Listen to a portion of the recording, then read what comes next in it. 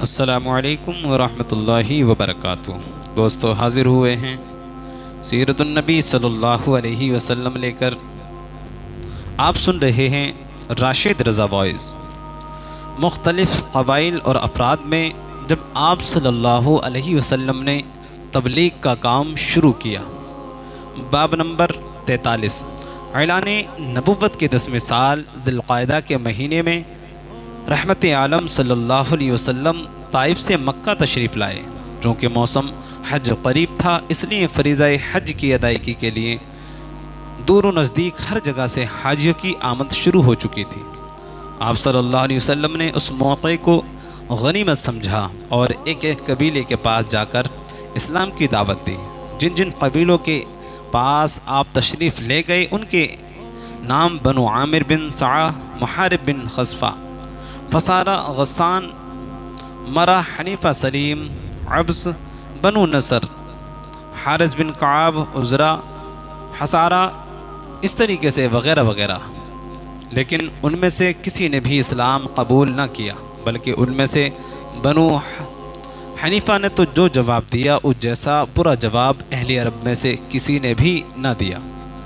جس طرح رسول اللہ نے قبیلہ پر اسلام پیش کیا، تمام قبیلوں پر اسلام پیش کیا، اسی طرح افراد و اشخاص کو بھی اسلام کی دعوت دی، جس میں بعض نے اچھا جواب دیا اور پھر اس موسم حج کے کچھ ہی عرصے بعد کئی افراد نے اسلام قبول کیا۔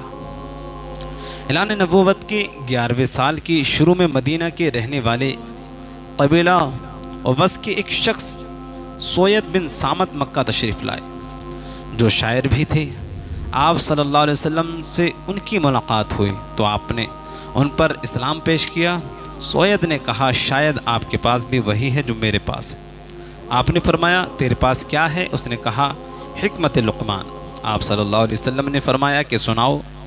انہوں نے کچھ اشعار سنائے۔ آپ نے فرمایا، یہ اچھا کلام ہے، لیکن میرے پاس قرآن مجید ہے جو اس سے بہتر و افضل ہے اور ہدایت و نور ہے۔ پھر آپ نے قرآن پڑھ کر ان کو سنایا تو انہوں نے قرآن سن کر اقرار کیا کہ واقعی یہ ہدایت و نور ہے۔ پھر آپ کی دعوت پر حضرت سوید بن سامت نے اسلام قبول کر لیا اور مدینہ پلٹ کر آئے ہی تھے کہ جنگ بعاث چھڑ گئی۔ وہ اسی اوس و خزرج کی لڑائی میں شہید ہو گئے۔ ایاز بن معاذ یہ بھی یثرب کے باشندے تھے اور مکہ ایک جماعت کے ساتھ اس غرض سے آئے تھے کہ خزرج کے خلاف قریش سے ایک عہد ہو جائے۔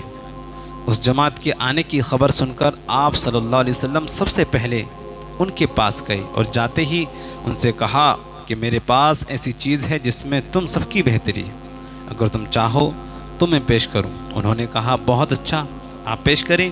آپ صلی اللہ علیہ وسلم نے فرمایا، میں لوگوں کی ہدایت و رہبری کے لیے اللہ کی طرف سے رسول بنا کر بھیجا گیا ہوں۔ شرک سے منع کرتا ہوں اور صرف خدا ہی کی عبادت کا حکم دیتا ہوں۔ مجھ پر خدائے تعالیٰ نے کتاب نازل کی ہے۔ پھر آپ نے اسلام کے اصول بتلائے اور قرآن مجید پڑھ کر سنایا۔ یثرب کے اس جماعت میں ایاز بن معاذ بھی تھے۔ انہوں نے آپ کی باتوں کو سن کر کہا، اے میری قوم، تم جس مقصد کے لیے مدینے سے آئے ہو باخدا یہ چیز اس سے اچھی ہے۔ یہ بات سن کر امیر جماعت انس بن رافع نے ایاز بن معاذ کو ڈانٹا اور کہا، ہم اس کام کے لیے نہیں آئے تھے۔ ایاز خاموش ہو گئے اور رسول اللہ اٹھ کر چلے آئے۔ نتیجہ یہ ہوا کہ یثرب کی یہ جماعت ناکام مکہ سے واپس آ گئی اور قریش سے کوئی معاہدہ نہ ہو سکا۔ مدینے میں جا کر چند روز کے بعد حضرت ایاز بن معاذ کا انتقال ہو گیا۔ انہوں نے مرنے سے پہلے اپنے اسلام اور ایمان کا اظہار فرمایا۔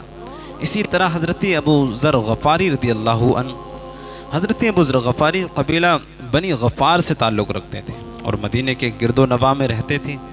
مدینے میں آپ کی خبر سوید بن سامت اور ایاز بن معاذ کے ذریعے پہنچی اور اڑتی ہوئی ابو ذر کے کانوں تک پہنچی تو انہوں نے اپنے بھائی انیس کو، جو شاعر بھی تھے، تحقیق حال کے لیے مکہ روانہ کیا۔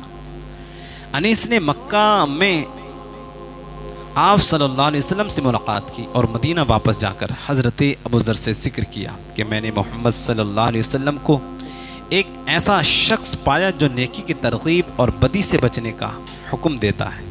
حضرت ابو ذر गफ़ारी को इस बात से तसल्ली न हुई, लिहाजा मदीने से पैदल चलकर मक्का पहुँचे, जमज़म का पानी पिया और मस्जिद हराम में पड़े रहे।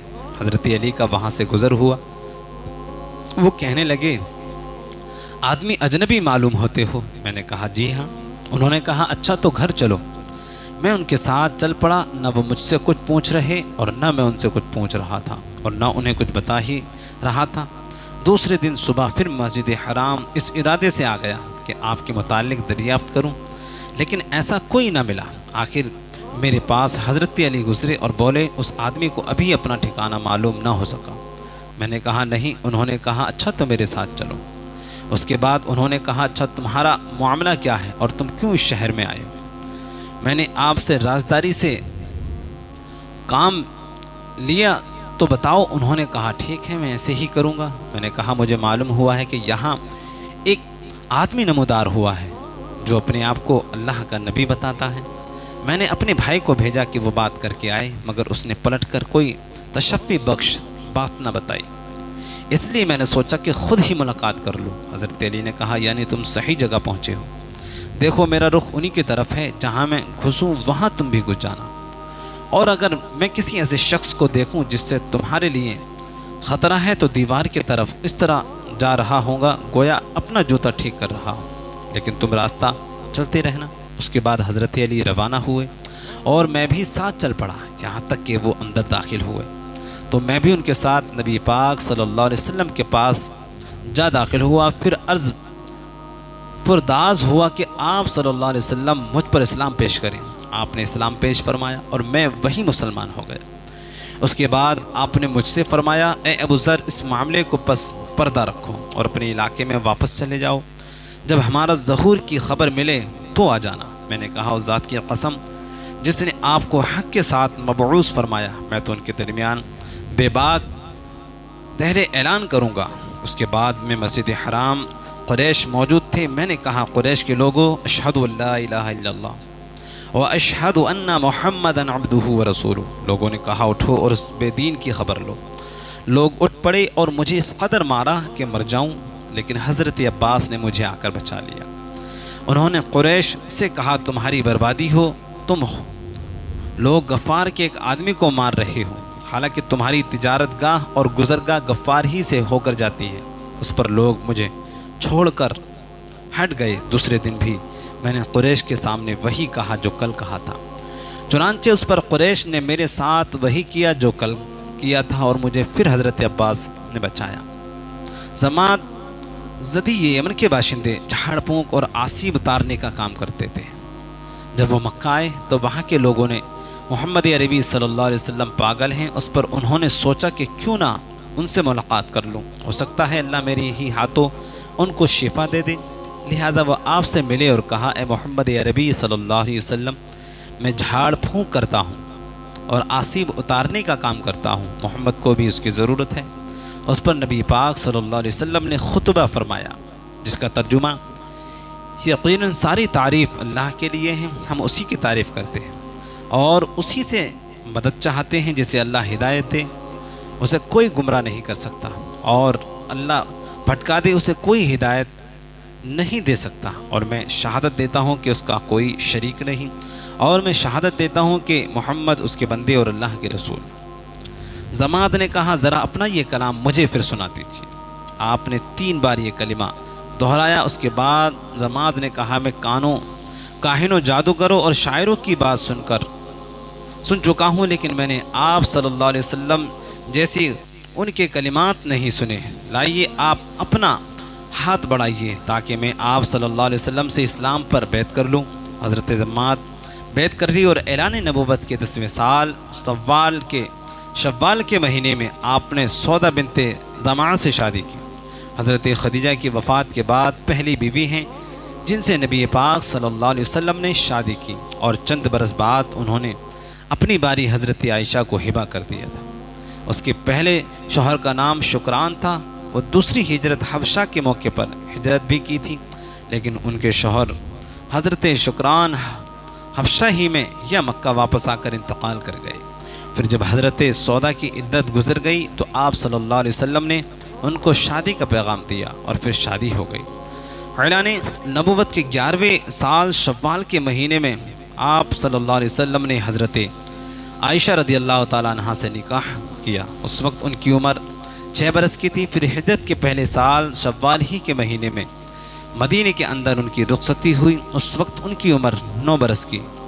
صحیح بخاری شریف میں حضرت عائشہ رضی اللہ عنہا سے مروی ہے کہ حضور اکرم صلی اللہ علیہ وسلم نے فرمایا، شادی سے قبل میں نے خواب میں دیکھا کہ ریشم کے ٹکڑے میں کوئی چیز ہے، مجھ سے ایک کہنے والا کہتا ہے کہ یہ تمہاری بیوی ہوگی۔ میں نے اس کو کھول کر دیکھا تو اس میں تم ہی تھی۔ میں نے دل میں کہا کہ اگر یہ خواب اللہ تعالیٰ کی طرف سے ہے تو سچا ہوگا۔